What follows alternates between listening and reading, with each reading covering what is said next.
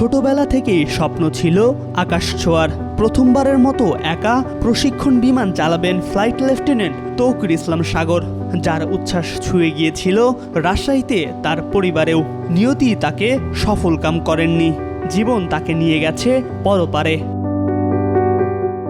উড্ডয়নের 12 মিনিটের মাথায় বিধ্বস্ত তার পরিচালিত বিমান বাহিনীর প্রশিক্ষণ বিমান। যান্ত্রিক ত্রুটি বুঝতে পেরে জনবহুল এলাকা থেকে জনবিরল এলাকায় নেয়ার চেষ্টা করে বিমানটিকে, তবে সফল হতে পারেনি এ যাত্রায়। নিজের জীবনের পাশাপাশি চলে গেছে অনেকগুলো জীবন। পুরো জাতি আজ শোকে বিহ্বল।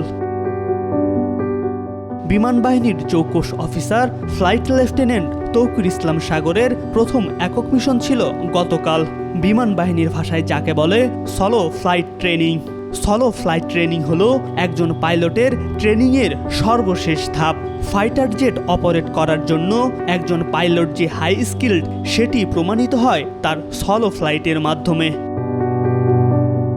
ফ্লাইট লেফটেন্যান্ট তৌকির সেরকমই একটি ট্রেনিং ফ্লাইট অপারেট করছিলেন। এটা সফলভাবে শেষ করতে পারলে তার জীবনের সবচেয়ে রোমাঞ্চকর স্মৃতি হয়ে থাকত দিনটি। কিন্তু ভাগ্যের নির্মম পরিহাস, যে দিনটি তার সারা জীবনের সবচেয়ে রোমাঞ্চকর স্মৃতি হতে পারত, সেদিনই তিনি জীবন থেকে হারিয়ে গেলেন। তৌকির ইসলাম সাগরের সাফল্যের খবর পেতে পুরো পরিবারের সদস্যরা আনন্দিত ও উচ্ছ্বাসিত ছিলেন। কিন্তু দুপুরের পর তারা বিমান বিধ্বস্তের খবর পান।